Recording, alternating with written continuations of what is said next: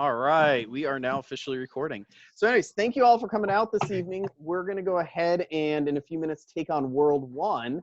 I was interested, how many of you have either read through the descriptions or did the little like self-assessment? Again, you don't have to do this. I'm just curious how many of you did. Any of you want to share what world you ended up in? Because I'm a 2-5 with a little bit of 3, and 1 and 4 is totally not me, which is neither right nor wrong. It's just who I am.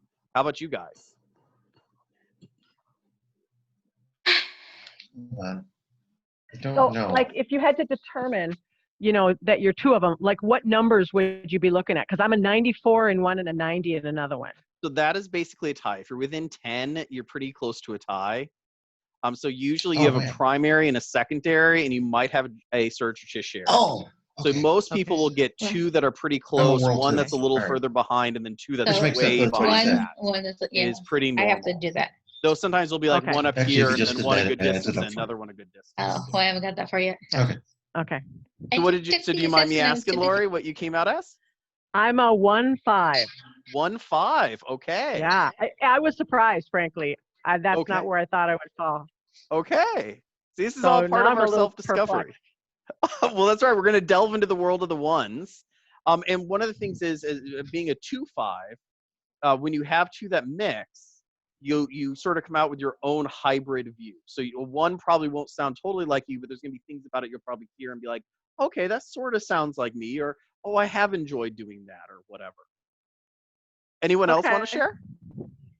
I'm a 2. You're a 2? Just straight up 2 all the way across? You're such a 2. I would believe that. If you don't know what you are, that's okay. Part of this is all self-discovery. So as you figure it out, either by taking the test or by just listening to lessons, that's totally cool. Whatever works for you, okay? Anyone else that wants to share? I don't want to ever cut anybody off. Well, I'm a 3, but then my second one, like 2, 3, and 4 are all 3 points apart. Okay. Okay. Really? So is the top one, how far is the top one? You said you were a 3 primarily. How much is 3? Yeah, and then my second, third, and fourth one are 30 points, but they're all like 2 points apart. Okay. Okay. That means you're even, Beth. Yeah. So what? Let me see if I'm. So you have 1 that's really high, and then 2 that are tied right below it. Three that are tied in the middle, and then the 5th one is way down below. Which one's the 5th one, if you don't mind me asking? 2. 2. Okay. So one thing. So you have 3 of them. Have you asked yourself which 2 or so sound most like you? Did one of those 3 end up like? What was the number of the top? Like, what was your top one? Like, what was the number? Top one was 3, and then 5. So it's 3 and then 5. Yes. And I don't think any of these sound like me at all. Okay, well, as we go through the descriptions, then be thinking about which one sounds like you, and see if any of them do. Okay. And again, we all can be hybrids of these things, because these are sort of just archetypes, and a lot of us will live in between or partially in 1 or 2 or even 3, it sounds like. So again, there's no wrong answer. All right. Well, anyone else want to share? Again, I don't want to cut people off. I'm a World 2, close 1, World 1, close. Okay, World 1, World 2 does not surprise me from what I know about you. Okay. Does not surprises you, obviously. I love you. All right. Go ahead. I'm sorry. No, go. I guess shouldn't be surprised, but I am. Okay. After I've taken it, the World 1. The World 2 is what was really clear to me from just the few conversations we've had. All right. The World 1 was just more, I saw, but I didn't really attribute the separation and reunion with the cosmos, per se. That's fair. So I identify it with more, and that's why I'm a big astronomer, astrophysics buff. Well, and we'll get into this, but part of being one with the cosmos, it isn't always just an emotional or spiritual thing, because we are people who are emotional, we are people who are thoughtful, we are people who are spiritual. Like those are all parts of who we are, right? Right. And for each one of it interacts differently. So sometimes, especially like if thinking is a really important part of who we are, that sense of being united with the cosmos may also be understanding the cosmos and being able to order, at least in our own head, part of that cosmos. Because in doing that, you start to understand and feel like, okay, so if this is where that is, and this is where I am, and now I know my relationship with it. And that can take a very scientific turn to it. Okay. Which is why, like, I've met scientists who I would actually argue that their science is their spirituality. And that's why they can have this deep, deep drive to try to find truth. And there's nothing wrong with that. All right, so let's go ahead and jump on in with my classes. I love to be interrupted, okay? So I will talk. Please interrupt me, because the best conversations occur when all of us are talking, okay? So I'm just going to launch in here, and it always takes me a minute to remember exactly how to do all the steps with Zoom. So if you flip to a random page, I apologize in advance. Oh, I like it. Now, because I am recording, what I have learned is I need to minimize you all, which means I cannot see you.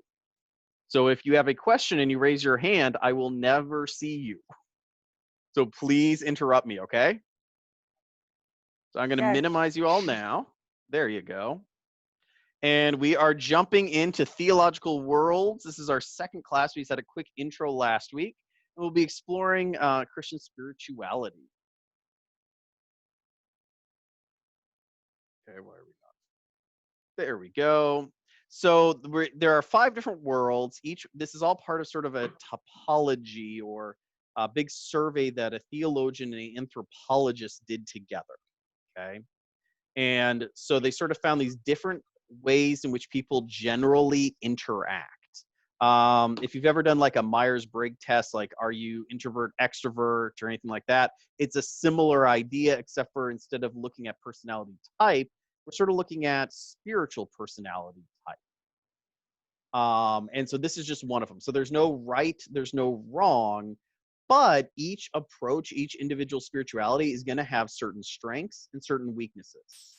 The same way, if we were talking about introverts and extroverts, which is a personality type, introverts have certain strengths, but have certain weaknesses, and extroverts, and I'm one of those, has certain strengths, but sometimes we never know when to be quiet, which is one of our weaknesses. Which, if you ever asked my wife, she would agree with this. Because she is an introvert and I'm an extrovert, so we make it work. But world 1, the driving thing, okay? In all these worlds, there's going to be the thing that sets you out on your spirituality. And we're going to use the word crisis, but crisis doesn't mean it has to be big or dramatic. A crisis could just be a thought you think one day, and it just keeps worming its way into your consciousness more, okay? So it doesn't mean it has to be dramatic. It doesn't have to be horrible. It doesn't have to be bad, though it could be. It just has to be something that starts to tip your initial spirituality you have as a child, okay? So we all start off with sort of a childlike spirituality, and then as we grow up, we are confronted with reality, and that spirituality fails us. And so we have to create an adult spirituality. And as we do that, we start to usually gravitate towards one of these worlds, or 2 of them, or 3 of them. Okay? Any questions so far about just sort of generally how this works? Nope. Okay. So first world is separation and reunion. These are folks who generally feel alien. They feel like there is this sort of, they feel like I'm in this world, but I'm not of this world. I'm in this world, but the world doesn't get what the world is about. Usually these people were launched into their spiritual journey by some sense of senseless loss or sense of abandonment, okay? So it could be your best friend, dad suddenly gets a job and leaves, and that friendship just ends suddenly. And as a kid, that seems senseless. Okay, it could be someone passing away who you love. It could be feeling abandoned by a situation or a friend or a parent or a loved one. Again, whether or not it is, it's just the sense of. That's the important part. Usually people can point to something along that line or a series of things along that line. And so what happens is you get this sort of search for unification, search to have something real. Often folks in this thing talk about they want something authentic. They want something real because the world seems sort of fake. Folks in this group love relationship, and relationship is super important because relationship is something that's real. Beyond the glitz, beyond the glamour, beyond the sort of, personas and all that, they want something true. Why? Because anything outside of relationship feels either fragile or temporary or not real in the sense of valuable.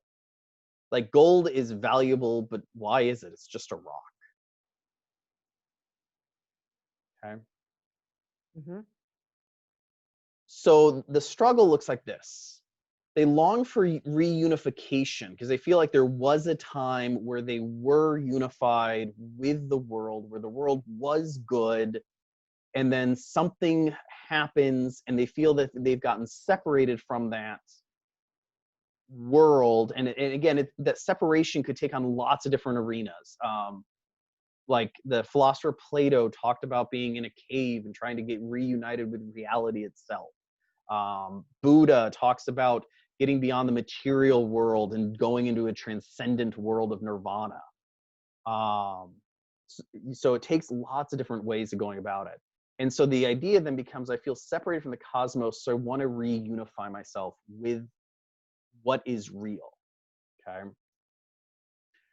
Usually the way folks in this world find resolution is through things like meditation, yoga. Often participation in the sacraments become really important.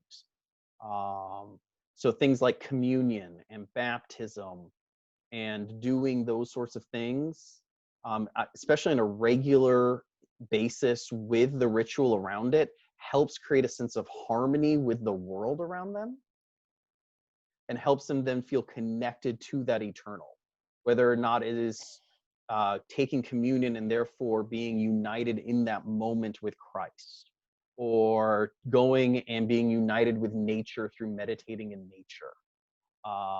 Often folks can also go sort of more high church in this arena. A lot of folks who like high church, they love things like the pattern of the liturgical year, not because they love like the primary colors we use, or they love that sort of stuff, but they love the idea that you always go in a big circle, right? It's all unified in this circle. You start at Advent and you end just ready to start Advent again. And so to them, it is a sort of circle of life, the circle of the cosmos. And so this ritual breaks through all the things that are temporary, or this meditation or this yoga, which are rituals in and of themselves, right? Helps them break through from what is not really real to what is real, to what is eternal. These sort of folks often really love, Paul Tillich is a Lutheran theologian from Chicago, from my alma mater. People usually really love him. Origen is one of the early fathers of the church, though he did get thrown out for heresy. He's still one of my faves. He was very much a World One guy. Thomas Merton, who is a spiritual writer from the Catholic tradition. Also, again, very much the writings of all three of these folks are very World One territory. Any questions or thoughts so far? Good. Good. Okay. When folks in World One sort of think of Christ, usually it's very spiritually edifying for them to think of Christ as a parent leading you home. Usually they think of God sort of more in the eternal force that binds everything together, the parent that leads you home, the force that takes disharmony of the world and creates the underlying harmony that exists. Especially when you go that direction, you can find a lot of folks who love science, because particularly in the realm of like physics, because you have this sense that physics is discovering a harmony out of the disharmony of the universe. And that can be almost a spiritual experience for a lot of folks in this world. Spiritual life of a World One person. They're really good at not wasting moments because they have this real look and intensity on finding those things which are authentic, those things which are real, those things which are lasting, and not just finding them, but treasuring them. They're always looking for those deep things. Relationships are usually really important. Digging into those relationships and like being like, in this moment, I have love, and what is greater than that? Or in this moment, I have discovered beauty in music. What is greater than that? Okay. Death is something this group often really does not fear. Okay, because death is often looked at as the reunification with the divine. I go to heaven, I'm with God. I have finally made it home. And so a lot of these folks will get misunderstood around times of death and grief, because people go, you're in denial. And they'll be like, no, I'm at peace with it. And they'll be like, you can't be at peace this fast, you're in denial. When in reality, no, they really are like, no, I'm really at peace with this. And so particularly with us who are not World One people, we have to be really careful, especially around death, dying, and grieving, not to too quickly be like, oh, you're in denial. I'll see you on the next stage of stuff. Because these folks sometimes really, really get it. It's strange about that. For my dad, when my dad was in the hospital, and he kept saying he wanted to go home. Mm-hmm. And my mom kept thinking he wanted to go back to the house where they lived. Mm-hmm. And after a while, I'm like, you do know the home he's talking about, I knew wasn't the house at 45. It was heaven. And, he knew. And we all kind of sat there going, he knew. Like, yeah. Mm-hmm. It took a while for everybody to figure that out, though. Absolutely. No, it does. And that happens more than one thinks. No, absolutely. Absolutely. No. And so I would assume that would have been, that is often, folks who are in there are often very peaceful with their own passing and with the passing of others. It's one of the strengths really of that spirituality. It also allows, these are the folks who can take freedom in the moment. Okay. Who can be like, it was stressful 3 minutes ago, and I got a deadline coming up, but I'm taking 5 minutes. I'm just going to breathe, and it works for them. Me, I'm a World 2, does not work for me. I will just be stressed while breathing for 3 minutes if I try that. Okay. But World 1 folks can do that. They can sometimes just put that barrier down and be like, I'm putting the past behind me. I'm not looking towards the future. I'm just going to live in the moment. And they can really do that. Amazes me, because I am not a World 1 person. That is the dead last one I come in. They often find it easy to find peace when they can break away from the busyness of life. So one of the things that really runs down World 1 people is if they have to jump from one thing to another, to another, to another, to another. So even if it's things that they enjoy, these are usually folks who are like, you know what I need to do? I need to go to whatever my sacred space is. Now that could be church, that could be your barbecue pit, that could be hunting, that could be the lake, that could be yoga, that could, it can take any form. But usually you'll find that World 1 people have a little sacred space somewhere. Okay. And they will retreat back into that, not necessarily for long periods of time, but it's a space in which they feel connected to the world. or a ritual. So like a lot of people who enjoy cooking, they'll fall into that. They're a world one person. The metaphysical world to world one often seems more real than the physical world around them, which leads to a strong steadiness of faith. So world one people are hard to knock off their faith, though they aren't usually tremendously like denominationally, they don't care. Like they look at all the difference in denominations, they're like, they're all believe in Jesus. Why are we arguing? Isn't the transcendent things the things we agree on? The other stuff, isn't it mostly silly? And so they're usually very deeply spiritual. You'll find a lot of like folks who become nuns or monks in like the Catholic tradition are world one folks. So as with all worlds, there are pitfalls or things that people who are involved in these worlds have to keep an eye out for, because just as everything has a strength, everything has a weakness.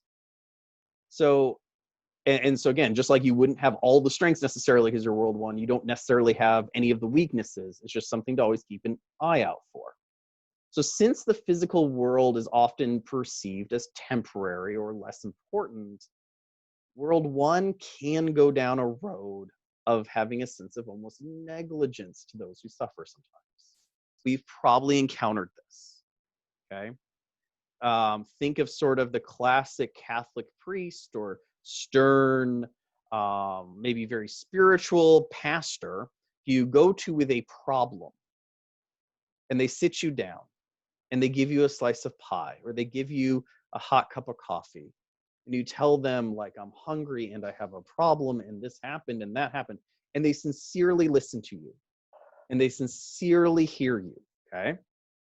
And then after you tell them how you don't know how you're going to feed yourself tomorrow, they listen to you, and when you say nothing more, they turn to you and they go, well, God bless you, my child. I will pray for you. And the person's thinking, dude, I don't want you to pray for me. I want you to give me food. It may not occur to a world one person that they're missing the point. Okay. So sometimes on those really practical things, the world one people miss it because they're looking at the transcendent reality. Another form of places where world one can sometimes go down a bad road is it can take on a sense of elitism, because it can see other worlds as shallow. So like world two is very cared about, how do we help people here now to make a world a better place? Okay, so world two people often have a very like, go out and help people with my own hands and feet and do this, or sometimes political. We'll get into that. But world one might look at world two and go, why are you caring about social justice? Why are you caring about how many wells you dug in Africa? Why are you caring about these things? Aren't the real things not water? Aren't the real things not politics? Aren't the real things that really matter these transcendent realities? And so you can get that sort of, oh, these poor world two or world three people, they're just not getting it. They're stuck in the material world. I've transcended that, which can get a little elitist. Again, think of like a bad yoga instructor, because I've mostly met good ones. But we've all met like the bad yoga instructor who's like, oh, you're not drinking recycled, coconut milk? I guess you hate the environment. Okay, right? Right, we've all met that person, and they may be deeply spiritual and a really awesome person, and then you get them on some little thing and they're like, oh, how do you not know this? Okay, that's usually a world one person who's gone to a bad place. The third area where world one needs to just keep an eye out so they don't go to a bad place is because they are so at peace with death, and because that comes so naturally to a world one person, which is a strength. They need to remember that that is not true of just about all the other worlds. Okay? That all the other worlds are going to struggle with the concept of death one way or another. And so what can happen is someone who's not a world one person is in grief, goes to a world one person and says, oh my goodness, I'm in grief. The world one person can go, the person who died is with God in heaven. which may be the last thing the other person needs to hear. Is what they may need to hear is, I am so sorry, this day sucks. Okay? Or I am so sorry, what can I do? Or I am so sorry, let's talk, right? But a World 1 person, it may not understand the gravity of how it's hitting somebody else because it wouldn't necessarily hit them as bad. And when they say something like, isn't it good that they're now reunited with God in heaven? To them, that is like the most comforting thing ever, right? Because their whole spirituality is about reunification. And so they're offering up from where they stand this beautiful, amazing gift. But all the other worlds will usually recoil and pull back. So especially when working in grief, it becomes really important sometimes to know which world the other person is in.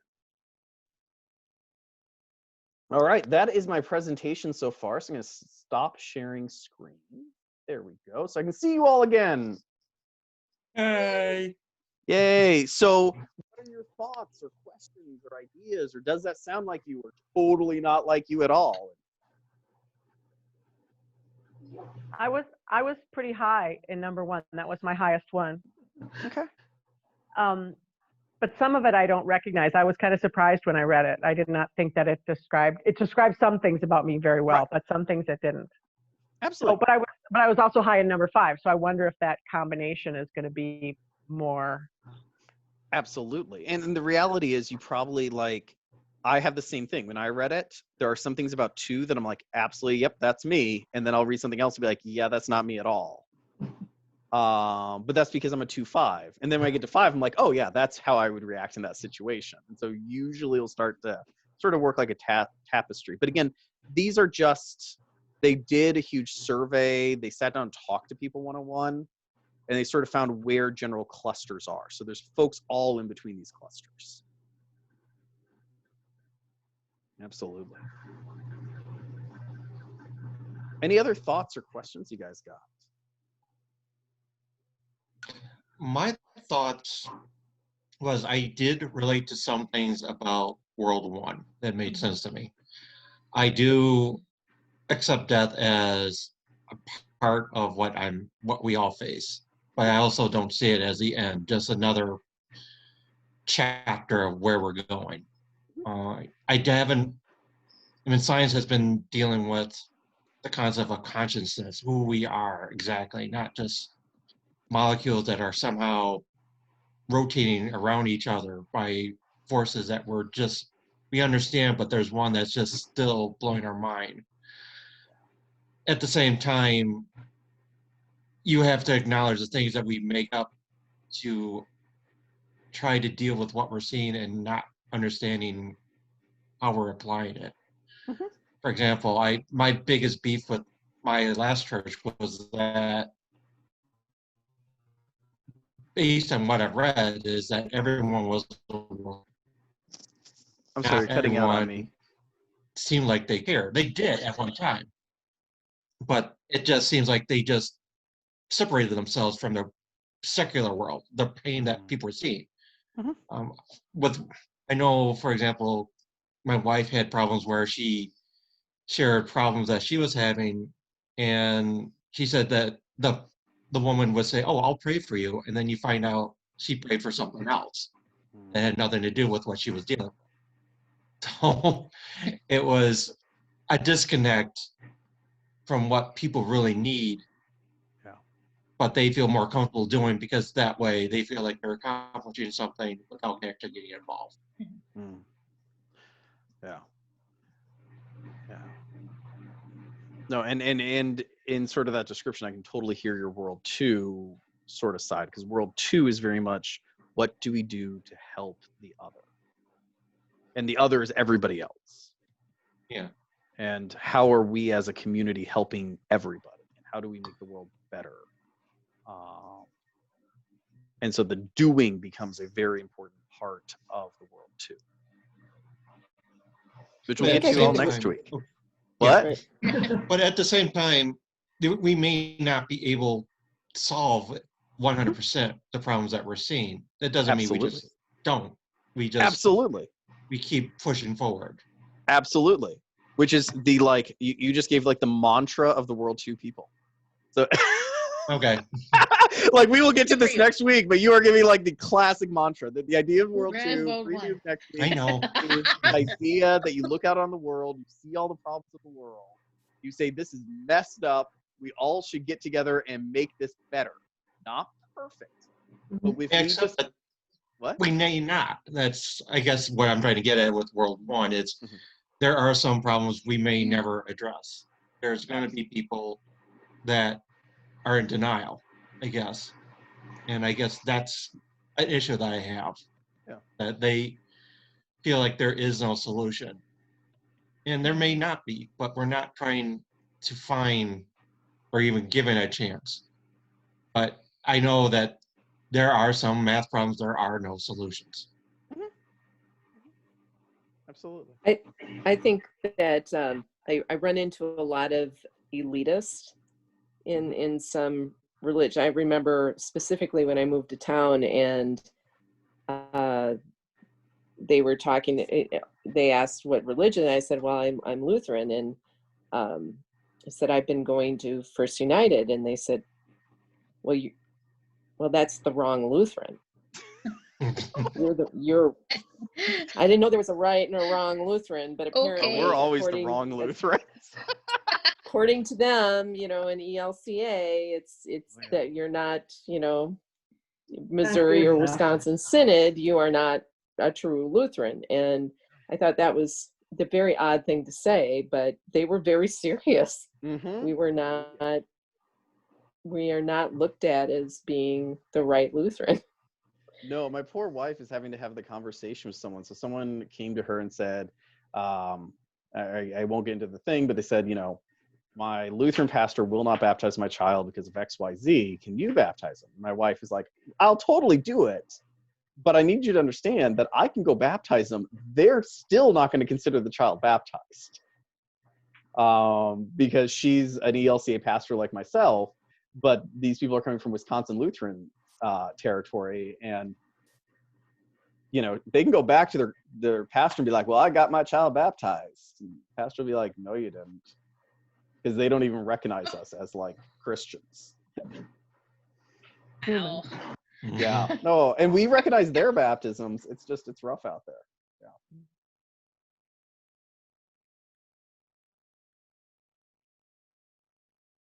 Any other thoughts or questions or? Anything? Well, I kind of relate to like the sanctuary part by like, I find my own little sanctuaries by doing like the yoga and, I knit a lot and cooking, and that gives me, time to reflect. Yeah. Absolutely. So my father is very World 1, very, very World 1. I don't know how he had a 2-5 kid, but he is very World 1 pastor. And I remember I when I came across this comes out of an actual study, an actual book that was written off of the study, and so on and so forth. I sent it to him. I'm like, this answers so many of our arguments.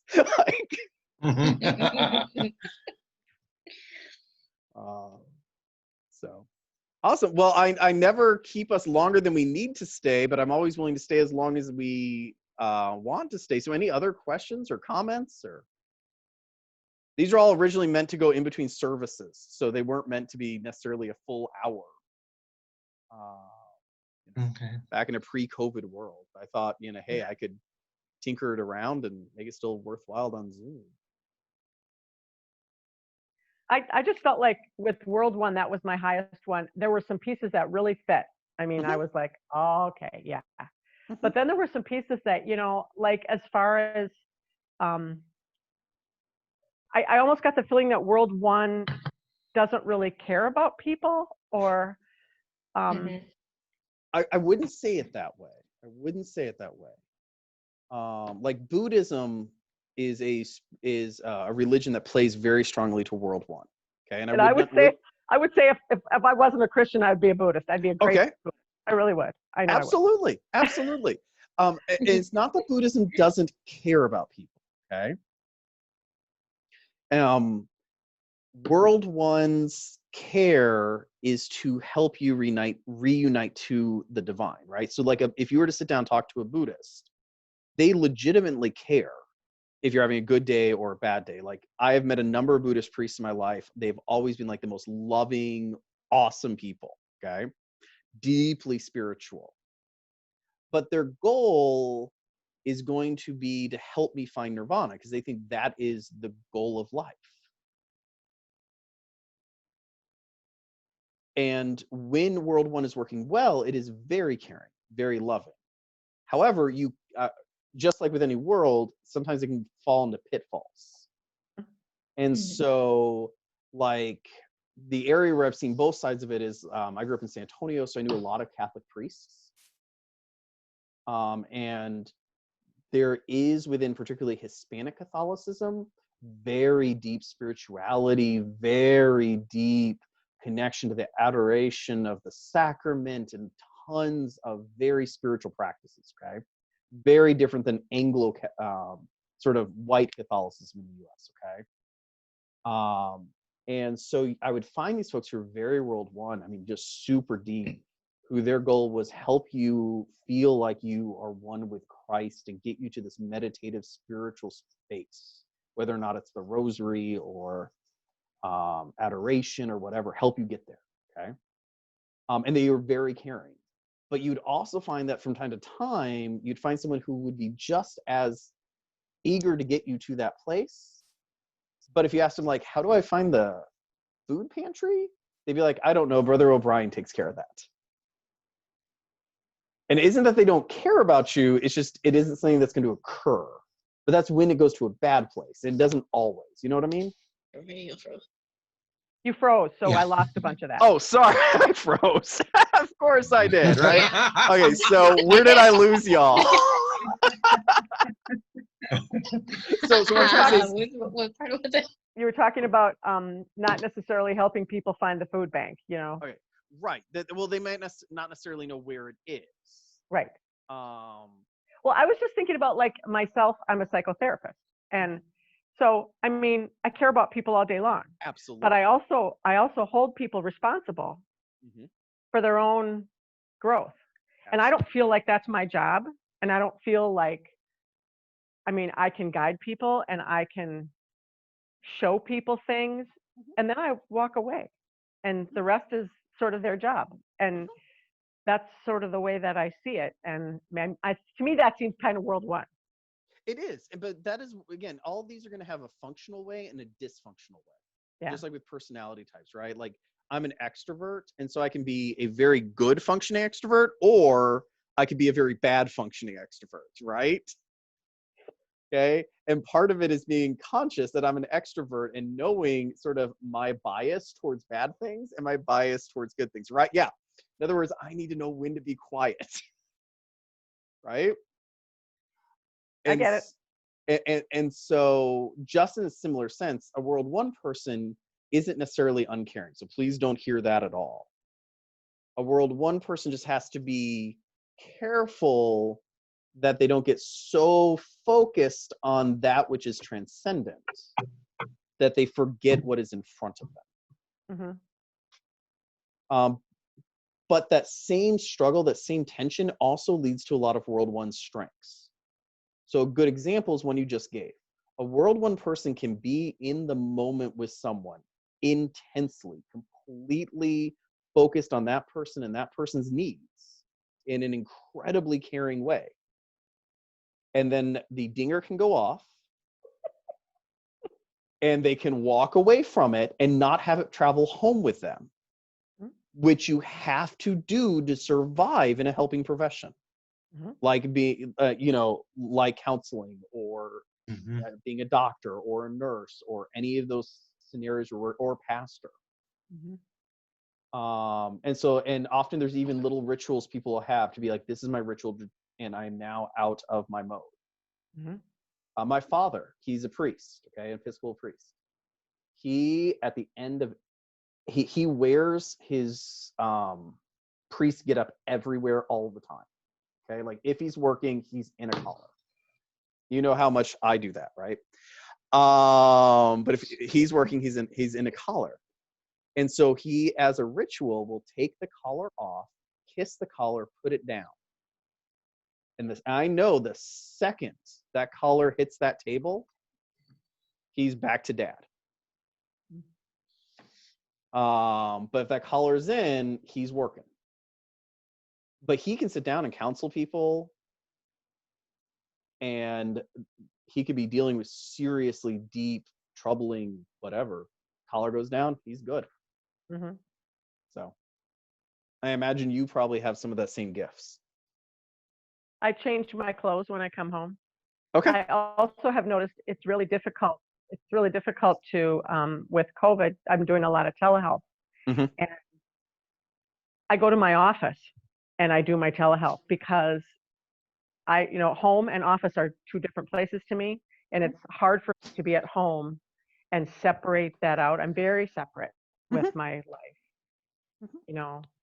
So I don't, now that I think about it, I have a lot of rituals that I do that I hadn't really thought of as rituals before, but I realize as we're talking about this that I do. I have a lot of things that I do. And those give you strength. Some days maybe. Well, not as, I mean, some days are worse than others. They may not give you enough. Right. Oh. Yeah. That's good insights. I also see the importance of relationships. My kids always tease me that, mom is happiest when all the kids and all the grandkids and my friends and everybody are here. That's like nirvana for me, because I'm just, that's the most important thing in my life is relationships with other people. I'm not good at being alone, or I'm not one that needs to go up north and be in a cabin by myself for weeks at a time. That would drive me nuts. I need people. I'm with you on that. That's my extrovert talking. No, I agree with you 100%. No, and that is, again, very true of World One, because the World One folks see things like relationships as the stuff that matters. I do everything else. What'd you say? The stuff that's real. The stuff that's real. Nothing else is really very real. So I thought it was interesting. Yeah. I'll have to keep reading it. Absolutely. No, I mean, this is fun stuff. Now, one of the things to always note is that generally World One folks do not rub most of the other worlds wrong. So one of the things you're going to run into as we get into this is like World Two folks will have certain things that they'll run into with other worlds as a constant sort of issue. World One folks generally get along with everybody because, again, they're all about relationship. Generally, again, when you get into the issues of death and stuff, if World One isn't careful, they can rub other worlds the wrong way. But there will be certain things about like World 2 and World 5, ironically enough, I am both, often are get into high-level conflict with each other. And World 3 can conflict with World 1, but World 1 is usually like, what's going on? So it's a one-sided conflict between World 3 and World 1. World 1s are usually very hard people to fight with because they're just like, but I love you. Let's reestablish relationship. That's why it's okay for me to be a Christian and a Buddhist at the same time. Absolutely. Because, when you're World 1, it's kind of like nobody's wrong. Right. Absolutely. I'm not going to tell you you're wrong. That's my job. Right. Because all of the world is searching in World 1 to be reunited with the divine in some form or fashion. So why does it really matter in which way you get reunited with the divine? Because that's the goal of all religions. Right. So however you get there is fine with me. Absolutely. Yeah. The more we talk, more I'm like, World 1 makes sense. Which is good. I mean, again, all these worlds are good. All right. Any other sort of thoughts or comments, questions from anybody? Beth, you doing okay down there? I say down there because on my screen you're at the bottom, but you may not be on anyone else. She's muted. So she's giving me a thumbs up. Do you have any other questions or anything? Comments? Okay. All right. Well, then I hope you guys have a great week. We will meet again next week, same time, take on World 2. And we'll dig into that. And if you want, if you want, we're all like, yeah. Take on World 2 and dig into the World 2 next time. And then just a reminder, the first of every month, we skip this class, okay? So we'll skip it for the first week in November because that'll be Pub Theology, which you're more than welcome to come to. And I always highly encourage everyone to vote on whatever your favorite topic is. If you have a topic you want to take on, please let us know. All you have to do is tell me and I'll put it on the ballot. We'll see what happens. And then we will take that on in Pub Theology, and then we'll come right back to this. And we'll do this all the way through November, and then it ends. The last one's sort of the last week in November. We do obviously skip Thanksgiving, so no worries about that. I'm not going to even try. And you know there's a Packer game that night. Yes, of course I know that. Yes, because I keep track of those incredibly closely. And since I believe that all religions, including Packer religion, is okay. Absolutely. Well, you know, it's just another way to find your way to God, right? Todd would definitely agree with you. All right. Have a good week. Have a great week. God bless. If you all need anything, please don't hesitate to get hold of me. I miss you all. It's great to see you all today. Thank you for joining. So good to see everybody. Thanks, Night. Matt. Bye. Bye.